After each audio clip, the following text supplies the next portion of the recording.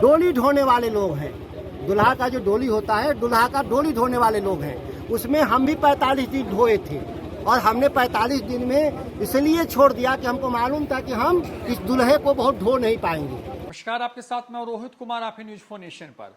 क्या नीतीश कुमार को आरजेडी ढो रही है? सवाल इसलिए क्योंकि लगातार नीतीश कुमार के खिलाफ आग उगलने वाले जो हैं पूर्व कृषि मंत्री और वर्तमान में आरजेडी के विधायक सुधाकर सिंह ने एक बार फिर से कुछ ऐसा ही कह दिया और कहा है कि नीतीश कुमार वो दूल्हा हैं जिसको पिछले 18 साल से लोग ढो रहे हैं। मैंने भी उनको जो है 45 दिन तक ढोया, लेकिन जब बात नहीं बनी और तालमेल नहीं हो पाया तो मैं उनसे अलग हो गया। दरअसल पहुंचे थे सुधाकर सिंह बिहार के बक्सर, और बक्सर में वहां पर किसानों की जो मांग है उस मांग के साथ वो खड़े नजर आए। कहा कि अगर केंद्र की मोदी सरकार झुक सकती है तो नीतीश कुमार किस खेत की मूली हैं कि वो नहीं झुकेंगे। नीतीश कुमार पर हमलावर होते हुए सुधाकर सिंह ने कई सारी बातें कही और साफ कह दिया है कि नीतीश कुमार को तो मजबूरी में ढोया जा रहा है।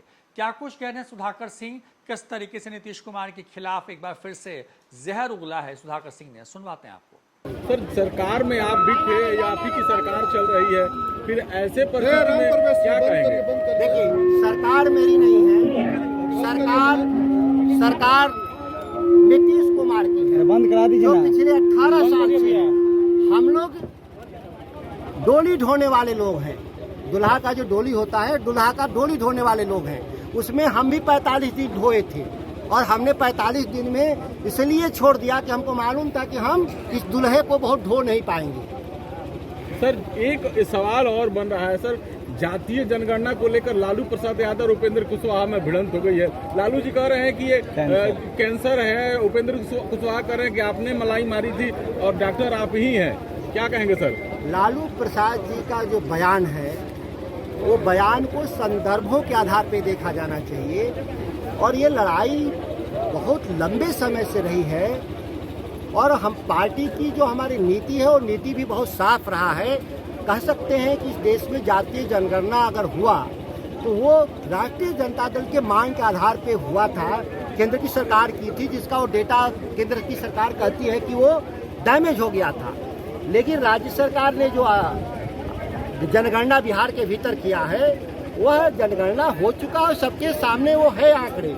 अब उस आंकड़ों पे इस बहस का आधार ये होना चाहिए कि जो लोग समाज के कोई वर्ग किन्हीं कारणों से पिछड़ गए हैं उसको हम मुख्य धारा में कैसे लाएं, उसके लिए एक नीति बनाने की जरूरत है। इस पर बहस होना चाहिए। लेकिन बहस बेमानी इस मामले में हो जाती है लोक संख्या के आधार पे कि हमारी संख्या थोड़ी कम है या उनकी संख्या थोड़ी ज़्यादा है।